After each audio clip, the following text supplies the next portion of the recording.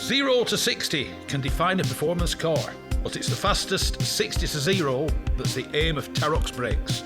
From road cars to race cars, circuits, special stages, or the autostrada, nothing reduces speed like Tarok's brakes. Italy gave the world the art of Da Vinci and Michelangelo. Tarok's has given drivers the art of stopping. For more information and to acquire your own masterpiece, visit taroks.co.uk.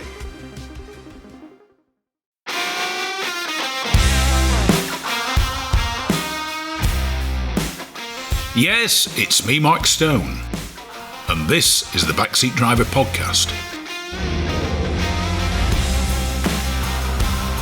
It's the fastest, it's the friendliest, and it's for all the family. The Gas Shocks 116 Trophy and 120 Coupe Cup are the fastest growing race series in the UK, taking in 6 one-hour races and 8 sprints at all the top circuits. Visit 116trophy.com to find out more and get yourself behind the wheel.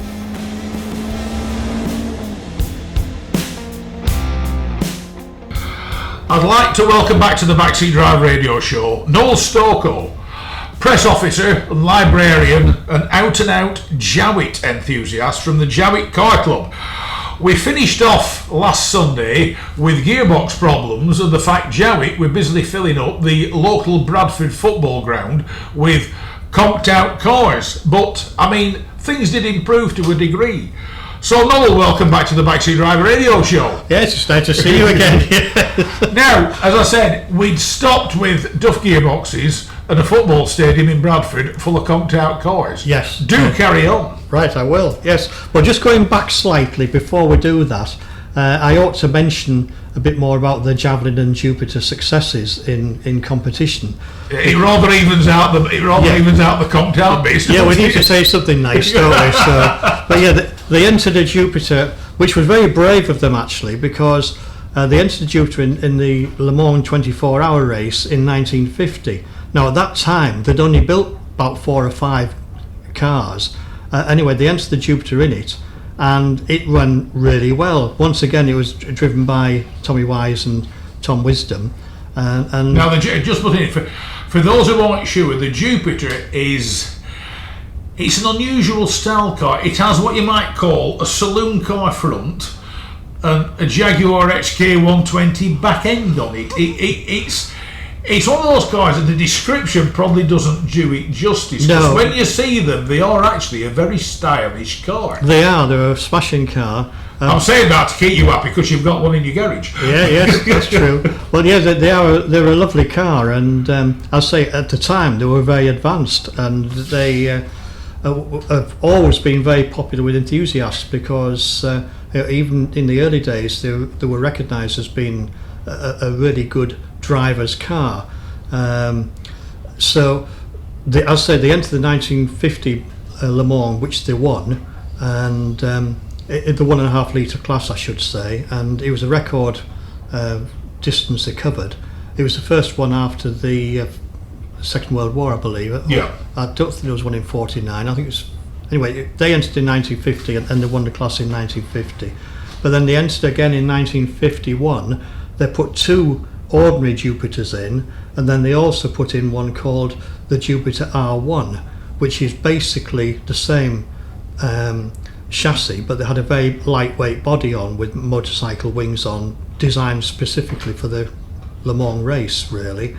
And anyway, the 3 cars competed in the 24-hour race, and the R1 Jupiter, it broke down, it blew its head gasket because they tweaked it up so much. It was I say the head gasket blew on it. A bit fragile. A bit fragile, yeah, absolutely. But one of the ordinary Jupiters won the class again, so they won the class in 50 and 51, and then 1952 came along and they entered 3 of the lightweight Jupiters called the R1 again, and 2 of them broke down during the race, and the third one was in the pits for an awful long time because somehow they'd managed to get water into the petrol, and they had to drain all the petrol off and refill it, and by the time it set off again it had been in the pit for a considerable time. And there was Porsche a Porsche in the class which was literally laps and laps and laps in front of us. I mean, there was not a hope in hell of catching the Porsche because it was a faster car anyway. Yeah. But this is when Mark was making some comments about us winning by default in 52. What a dreadful thing to say. But anyway, to cut a long story. Put it this way, if you're going to win, never mind how you do it. I was going to say, he's quite right, but as far as the history books are concerned, we won the 1952 one as well. But it was won because Porsche made a mistake. Yes, they came into the pits. There was something not quite right with the car, so they didn't turn the engine off when they filled it with fuel and sent it on its way again. But of course the scrutineers spotted it and he was disqualified because he hadn't turned the engine off in the pits, which they had to do. Well, so I'm told anyway. So anyway, the outcome was by that time the Jowett was back on the road again, but every other car in the 1.5 litre class had broken down. So all the Jowett had to do was to limp home, basically, which is what it did.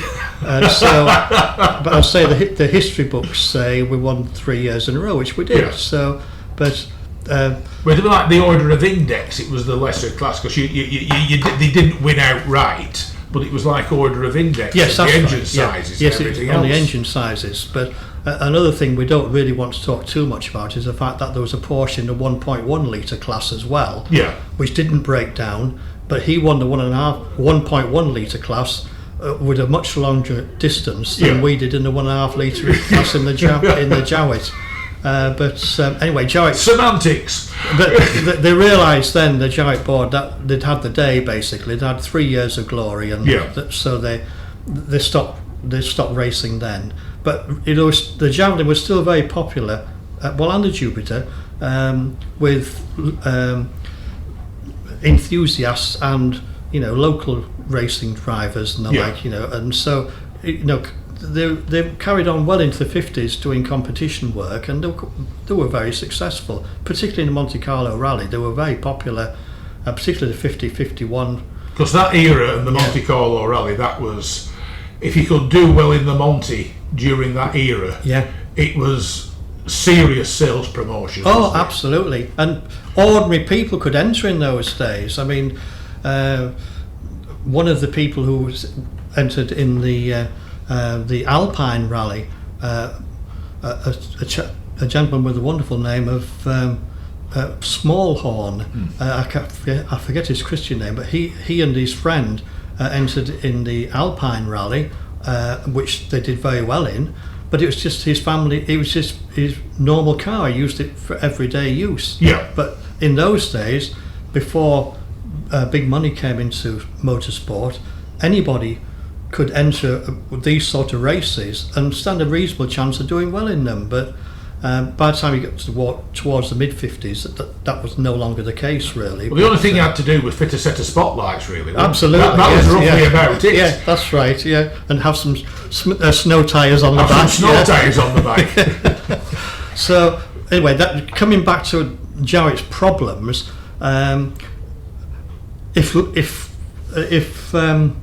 if history had been kinder to them, they would have done very well after the war, because, as I said, the Javelin and the Jupiter were potentially world beaters, but they didn't have the investment put into them that they should have had, really.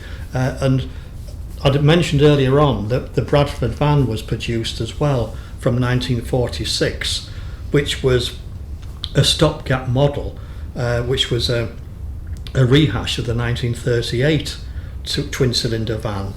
Were the vans based on anything? Because a lot of manufacturers, I mean, it still happens today, they'll take a small car and van it, for want of a better description. Totally, yes. I mean, the Jowett's realised there was a fair bit of money to be made out of commercial vehicles, and because back in those days, unlike today, nearly every local butcher, every local florist, every baker, candlestick maker, all the rest of them, they all had their little vans with a sign writing down. That's right. Yeah. Now, the Jowett brothers back in the 20s realised there was a big market for light commercial vehicles for exactly what you'd said. The local butcher,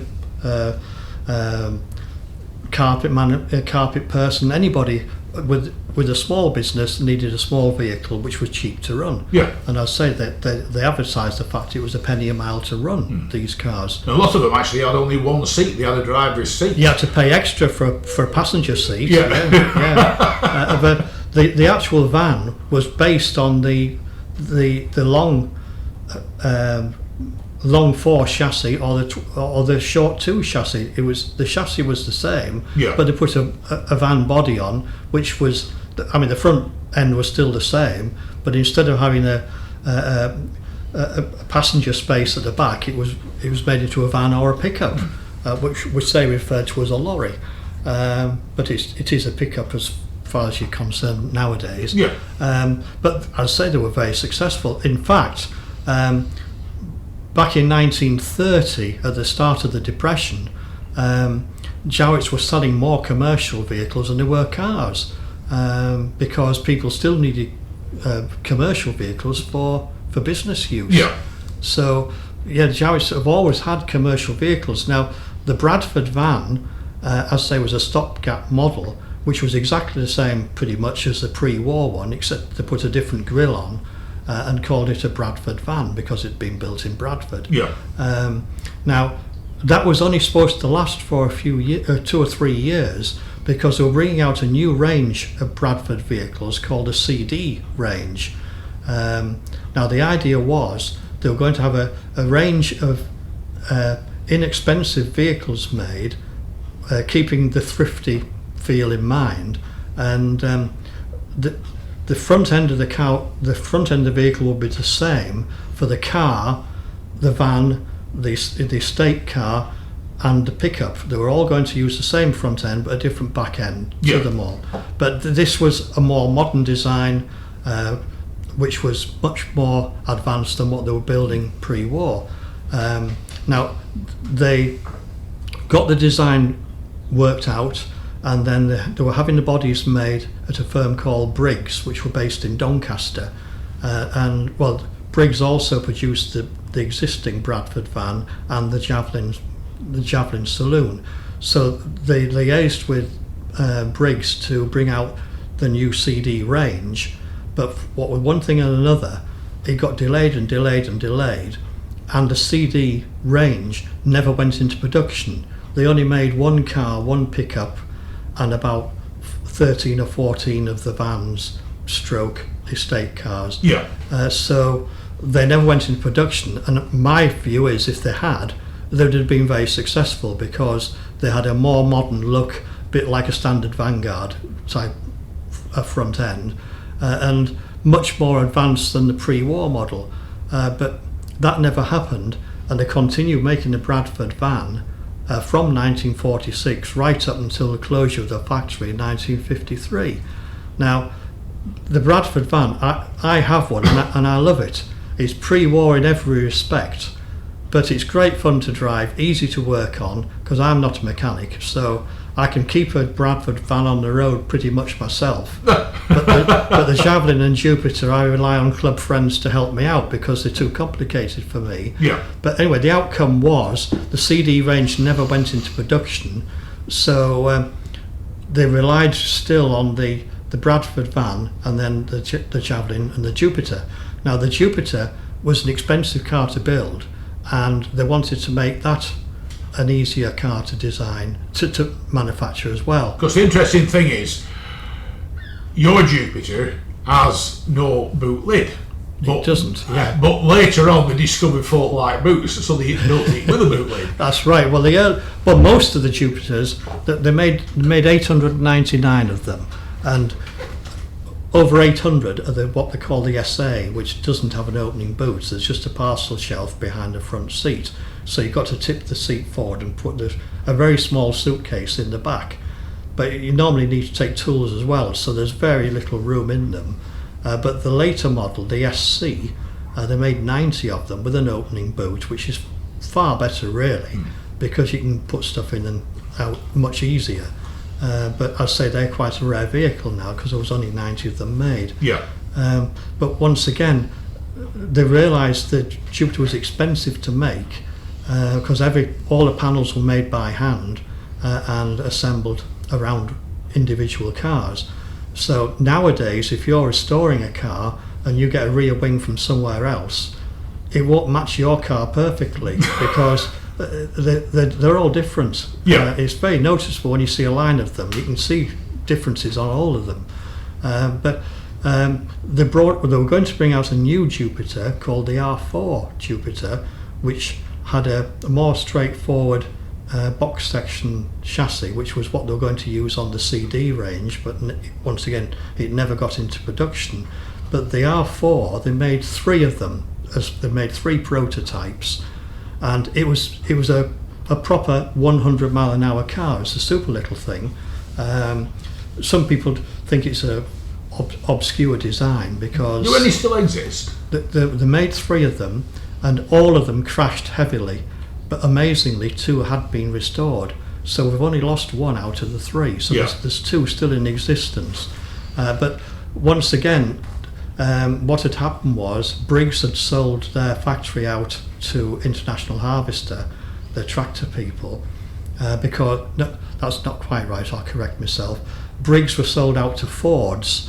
Ford wanted to have a body making plant in this country of their own, so they bought out Briggs, and then it became very difficult for Jowett's to buy bodies themselves because they couldn't afford to buy them in the numbers that Ford then wanted them to buy. Yeah. So the outcome was it was very difficult to get new models up and running.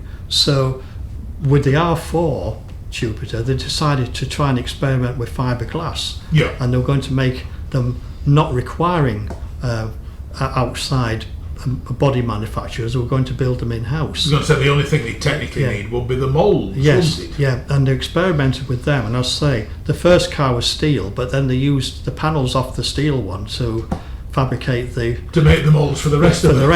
Now the idea was this was going to be Jowett's saviour, because it was a 100 mile an hour sports car. It could beat the socks off TR2s and similar cars at the time, and but sadly, once again, it never went into production because by that time the company was in big problems. That it was sold. The company was sold, and he's always said that they went bankrupt, but they didn't. All the liabilities were paid off in full, and what Jowett's then did was they set up a new company called the Jowett Engineering Company, which was based in Batley, which would manufacture parts and service cars for 10 years. Yeah. So they went out of business. The last few Jupiters were made in 1954. And then after that, the manufacture was closed down completely. A lot of the workforce went to work for International Harvester, who took over that site. Yeah. And then the new site, what was the Briggs site in Doncaster, started then making Ford bodies, and quite a few of the staff went to work there as well. So all the Jowett workers did mainly find work elsewhere, which was good. So it was a difficult time for them, but they did sell out without making a loss, which a lot of people always say, they went bankrupt, but they didn't. They paid all the debts. Because the interesting thing is, I mean, the Javelin, incredibly streamlined car, as you said, very successful as a competition car. Absolutely, but it wasn't designed as that at all. Gerald Palmer, he designed it for colonial use. That's why it's high off the ground. It's got big wheels, and the chassis is high off the ground to be able to drive on unmade roads around the world. And the Javelin sold extremely well in the Commonwealth. And it's like you said, an early 50s car. It doesn't look like.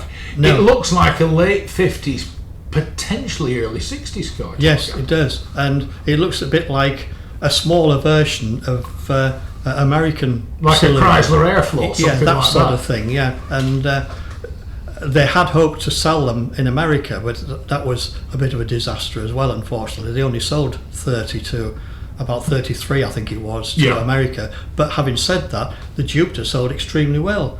because a lot of airmen going back to America after the war and the like remembered Jowett's, and when the Jupiter came out, it was a nice little sports car and it was very popular. I think they must have sold about half of the production to America. Yeah. So that was a success story for Jowett, but not the Javelin. But having said that, the Javelin did really well. Australia, New Zealand, Canada, India, all over. They sold to 81 different countries by the end of production. So, as I say, had they ironed out a lot of the problems earlier on and had more finance, I think the Javelin could have run for several years more than it actually did. But the new models they were bringing out, once again, would have taken over from the Javelin and the existing Jupiter. So, like I say, had things gone their way better, I think Jowett's could well have survived quite a lot longer than they did.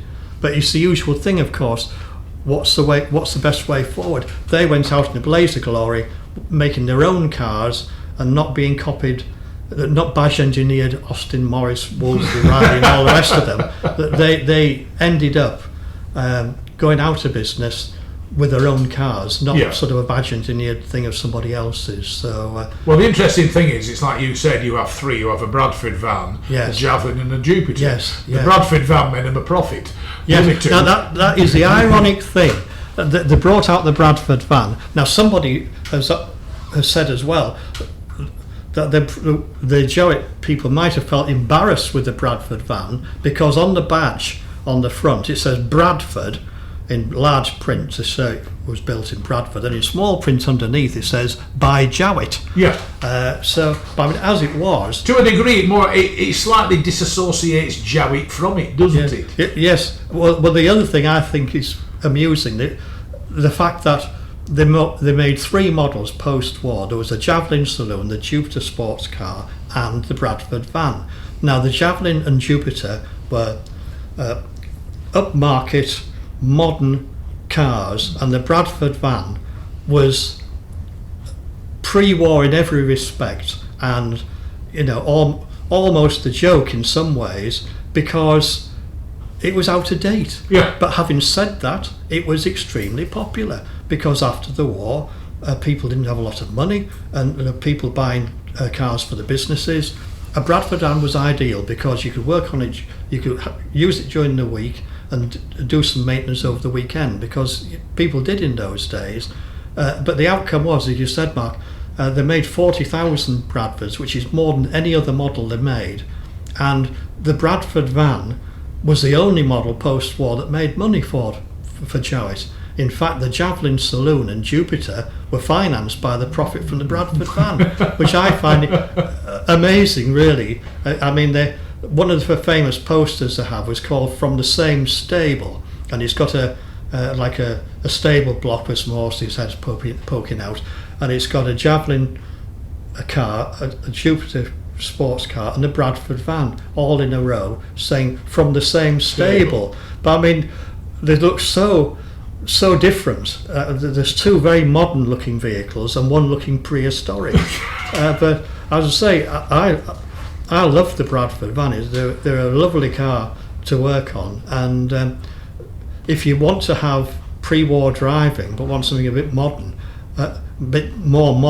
a Bradford van fits the bill perfectly because it is a pre-war design in every respect, and the actual engine in the Bradford van is basically the same engine as it was in the first 1906 car, and in the Guinness Book of Records for many years, we were in there as having the longest running engine production of any vehicle for 47 years. Now, that ran from 1906 to 1953, and then of course we were overtaken by 2CV, the Citroën 2CV. They've picked us more recently because their engine lasted longer than ours did. Well, I mean, as the flat engines, they're horizontally opposed. Besides Citroën, you have Panhard, the French manufacturer. Yes, yeah. You have Porsche. Yes. And of course, these days you have Subaru. Yes. Well, And Jowett predated them all. Yes, and rumour has it Subaru had a good look at a Jowett when they were designing their engine as well, but I can't prove that one. No, it's rumoured maybe that if you drive around in an Impreza, you could be driving. you could be driving a modern Jowett. A modern Jowett, yeah. Now the one thing is, it's like we said, where the factory was is now a Morrison's. Yes. But if you go in there, there's like a mural on the wall that shows. Yes. They have paid homage to the fact that this is where Jowetts were made. Well, when they opened that factory, the supermarket rather, I think it was back in 87 or 8, somewhere around there, they were very good because we arranged to have a Jowett meet at one of their other supermarkets in town, and then we drove with a cavalcade through Bradford, with the Lord Mayor and everybody else there, up to the new Morrison supermarket, because they wanted to extol the fact that they were on the factory site, and they looked after us very well. You know, we all parked up in a special parking area, and we had a cream tea laid on and one thing and another, so it was very nice. But yes, they do recognise the fact that Jowetts were built there, which I'm pleased about.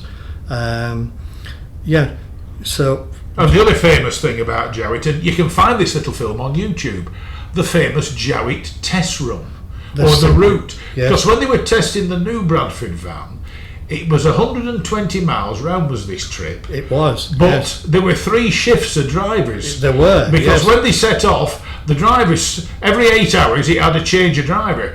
The drivers got a rest, the Bradford van never got a single rest. No, it didn't. That's very true. Now, like I said, the CD, had it got into production, I think it would have been a successful vehicle. But you're quite right.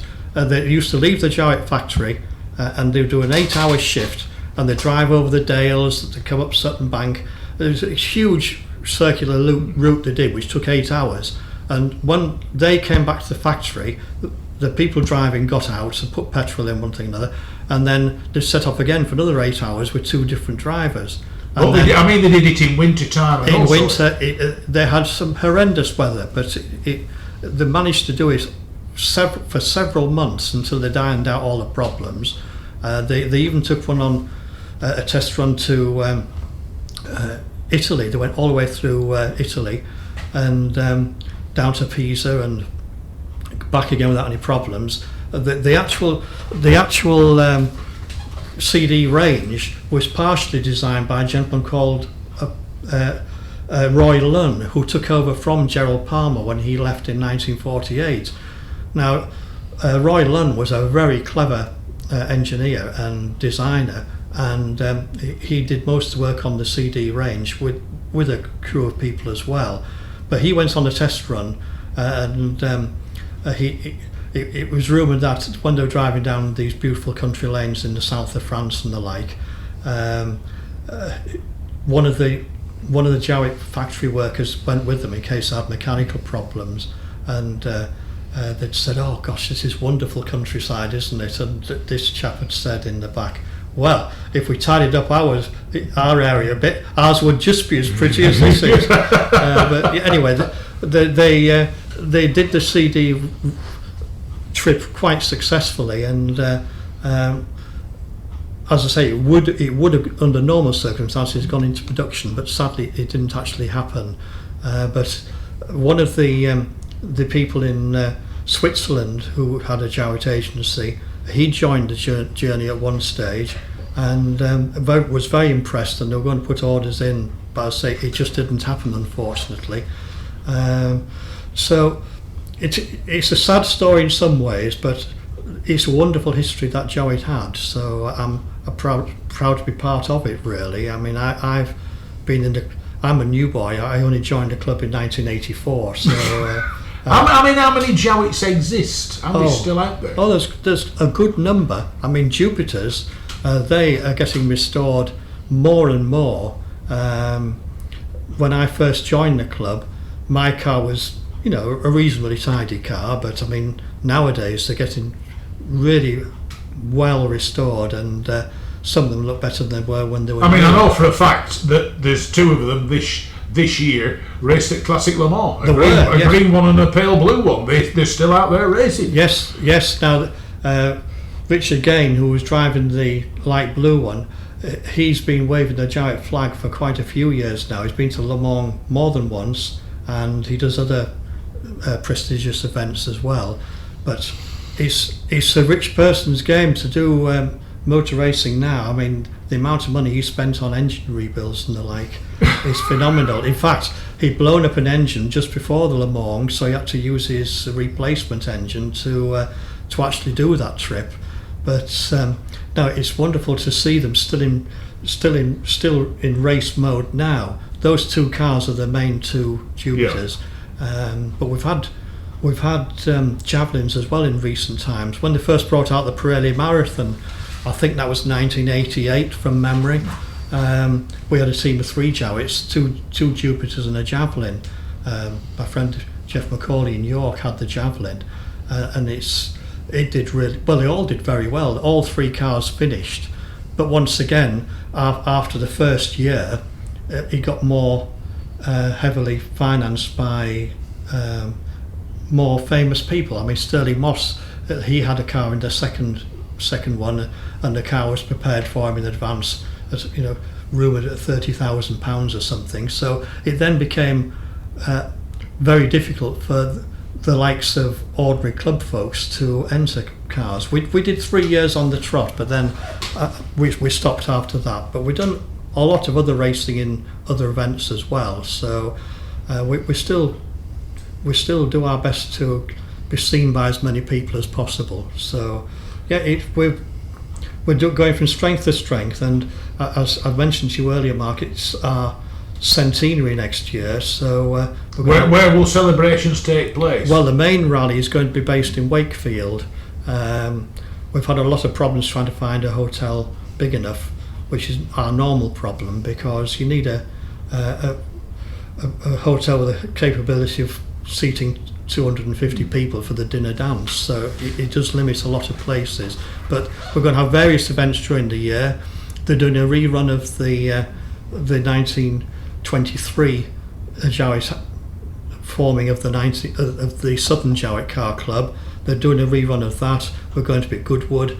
We're going to be at the Bradford Industrial Museum later in the year. That's normally in August.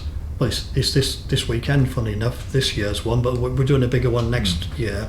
The Industrial Museum is a wonderful place to go to. They have a transport section, and there are about, I think there's 10 or 12 Jowetts in there, ranging from the very early ones right the way through to the Jupiter. So it's we always go there for what we call the ex-employees reunion, which we are finding less and less workers there now because of their age. We've got one wonderful gentleman who's still in the club, who's 104, and he's still very active. But it's on our calendar now, and it will be indefinitely. So there's plenty going on, and we'll be keeping busy, particularly next year. So if anybody wants to find out about anything to do with Jowett and the Jowett Car Club, you'll have a website. What is it? Jowett? We have a Jowett. There's a Jowett website, which is jowett.org. I have a Facebook page called My Car Was a Jowett, all one word, which is good fun. My son runs that for me because he finds Jowett stuff all over the place, which he puts on that site. People think I'm really clued up, but I'm not really. It's my son. So but I'd say if you type Jowett into Google, you'll find it all pops up. There's clubs in Australia, New Zealand. There's an American branch as well. So we're all over the world now. So you don't have to look far to find us now. Noel Stokoe, it's been a pleasure chatting to you for the second episode of this show. But thanks very much for joining me on the Backseat Driver Radio Show. That's my pleasure. Really? Rarely beaten on price, never beaten on service. Whether it's cars, bikes or commercials, Hoddy Tyres are the best in the business. And when it comes to tyre expertise and advice to supplying the correct tyres for your vehicle's specific requirements, nobody comes close to David Lakin and the Hoddy Tyres team. So give them a call on 01200 613 192 or visit the website at hoddytyres.co.uk.